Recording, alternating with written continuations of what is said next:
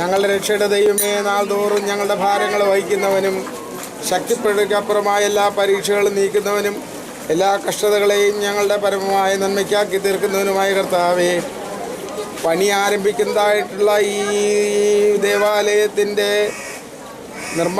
പുനർനിർമ്മാണം നടക്കുന്നതായിട്ട് ഈ സമയത്ത് ഞങ്ങൾ നിന്നോട് അപേക്ഷിക്കുന്നു. ഈ ദേവാലയത്തിന് നീ സംരക്ഷകനായിരിക്കണമേ. ഇസ്രായേലിനെ കട്ടിളപ്പടിമേൽ പുതിയ പൂശിയ രക്തത്താൽ ബാധയിൽ നിന്ന് രക്ഷിച്ചവൻ നീയാകുന്നു. ഞാൻ ബാധയിലാകുന്നു എന്നരളിച്ചത് ഞങ്ങളുടെ തമ്പുരാനെ, നിന്നിൽ കൂടി അകത്ത് പ്രവേശിക്കുന്നതിനും പുറത്തേക്ക് പോകുന്നതിനും നിന്നെ മുൻനിർത്തി സകലവും പ്രവർത്തിക്കുന്നതിനും നിന്റെ മക്കളായി ഞങ്ങൾക്കിടയാക്കണമേ.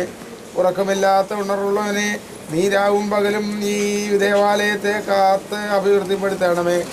എല്ലാവിധ ആപത്തുകളിൽ നിന്നും രോഗങ്ങളിൽ നിന്നും പാപങ്ങളിൽ നിന്നും പൈശാചിക പരീക്ഷണങ്ങളിൽ നിന്നും ഈ ദേവാലയത്തിൻ്റെ നിർമ്മാണത്തിൽ ഉത്സാഹിക്കുന്ന എല്ലാവരെയും നീ കാക്കണമേ.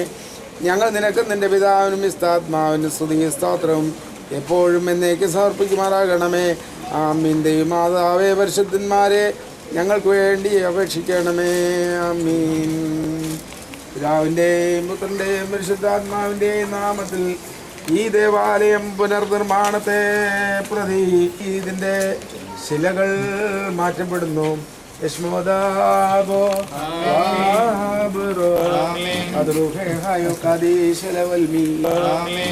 കുരുകിലും മീവലും കൂടുയർത്തിയ ഭവനം, കുരുകിലും മീവലും കൂടുയർത്തിയ ഭവനം, സുന്ദരമോഹിത കൂജനങ്ങൾ ദിനവുമുയരുന്ന ഭവനം, സുന്ദരമോഹിത കൂജനങ്ങൾ ദിനവുമുയരുന്ന ഭവനം.